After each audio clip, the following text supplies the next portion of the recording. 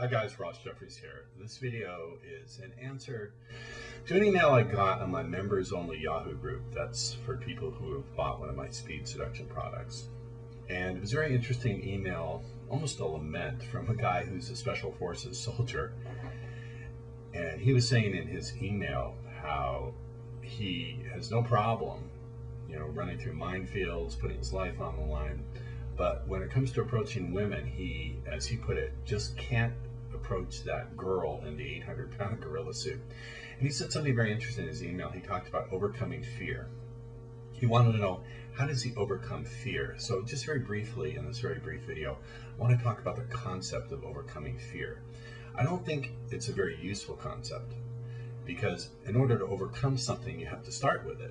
It's just presupposed in the language. If you're going to overcome fear, overcome anxiety, the presupposition is it's there. You have to start there, and then you have to climb over it to get somewhere where you want to go.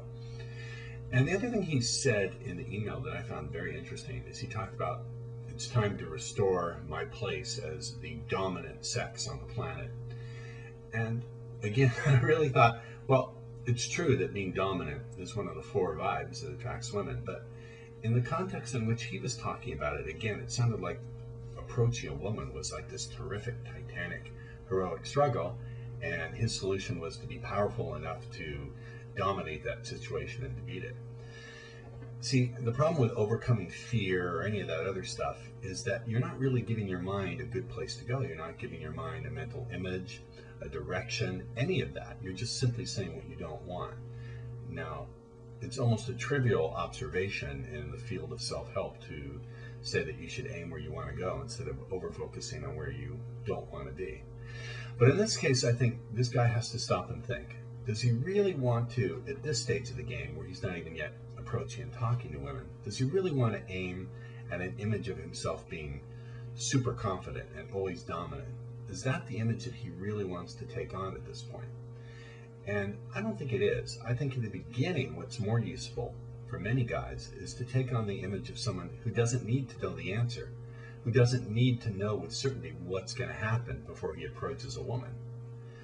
You see, I said to him, and this is the question I put to him, what if you didn't need to know what was going to happen? What if you had no need to know whether she was going to accept you or reject you, and you were just going to go do it to see what would happen? Would you need that kind of super confidence or that super dominance? So I think oftentimes what guys are aiming at isn't the most useful thing. They're aiming at being super confident and super dominant, when in fact all they have to do is to breathe into that image of yourself, the self that doesn't need to know the answer before you take a step, the self that isn't fragile, that's not going to fall apart if you don't know what's going to happen. But breathe into the self that it can simply accept the fact. The fact is, I would like to approach that woman. I don't know for sure what's going to happen if I approach her, and I'm okay with not knowing. Let's go approach her and see what happens.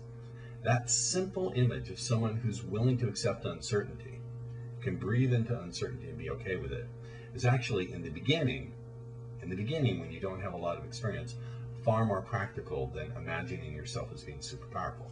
Now, I do agree that that kind of rehearsal confidence, imagining yourself being confident and smooth and slick and powerful, can be very useful. I teach it, but it has to come at the right part of the sequence of personal change.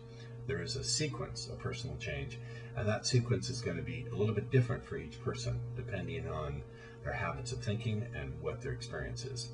So I will see you next time, and remember, go to www.speedseduction.biz